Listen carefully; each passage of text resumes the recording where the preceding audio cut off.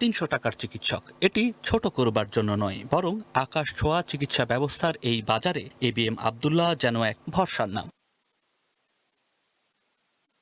50 বছরের চিকিৎসা সেবার সাথে পথ চলা তার হাতে অসংখ্য মানুষ যেমন সুস্থ হয়েছেন, তেমনি তৈরি করেছেন হাজারো চিকিৎসক। 2024 সালে অধ্যাপক ডাক্তার এবিএম আব্দুল্লাহকে আজীবন মেয়াদে এমিরেটাস অধ্যাপক হিসেবে নিয়োগ দেওয়া হয়।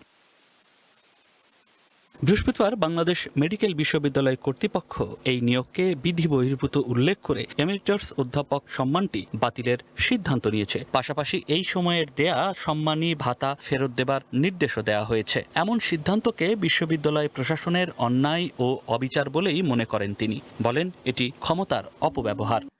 এমিরেটাস হিসেবে আমার যে আজীবন ছিল এটা তারা বাতিল করছে। শুধু তাই না, আরো নোংরা করছে, যেটা সেটা হলো কিছু অনারিয়াম দিচ্ছে, কিন্তু বেতন কিছু না, সামান্য কিছু টাকা দিতে আর কি, খুব বেশিও আসবে না, টাকা ফেরত দিতে হবে। কিন্তু কত অ্যামাউন্ট উল্লেখ করে, চিঠি লিখতে জানে না তারা। কিন্তু আমি লুটপাট করি নাই, ঘুষ খাই নাই, চুরি করি নাই, ডাকাতি করি নাই, তাই না?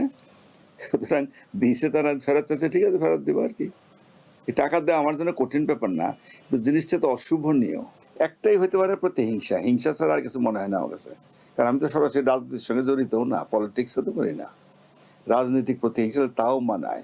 তারা বলে আমার এটা নাকি অবৈধ হয়েছে, তা আমার লাইফের কি অ্যাচিভমেন্ট নাই? দীর্ঘ জীবনে প্রাপ্তির খাতা আরও দীর্ঘ বলেই মনে করেন এই চিকিৎসক। তাই যারা এমন অসম্মান করার চক্রান্ত করছে তাদের লাভ হবে না বলেই মনে করেন তিনি। এবং আজীবন যদি দিয়ে, ওরা বলে এটা অবৈধ, আজীবন দিলে আসলে বাতিল করার সিস্টেম নেই।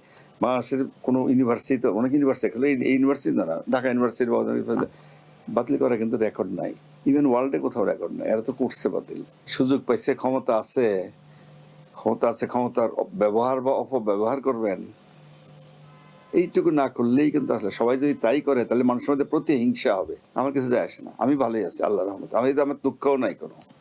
কিন্তু যারা করলো সবাই কিন্তু উচ্চ শিক্ষিত লোক, তাই না? যারা এই কাজগুলো করলো তাদের কি রুচি, তাদের কি হয়ে তারাই জানে আর কি। এবিএম আব্দুল্লাহর লেখা অন্তত 7টি বই চিকিৎসা শাস্ত্রে বিভিন্ন দেশে পাঠ্য, আর 21 পদক, বাংলা একাডেমি পুরস্কার সহ অন্তত 15টি দেশি বিদেশি সম্মাননা রয়েছে এই চিকিৎসকের ঝুলিতে।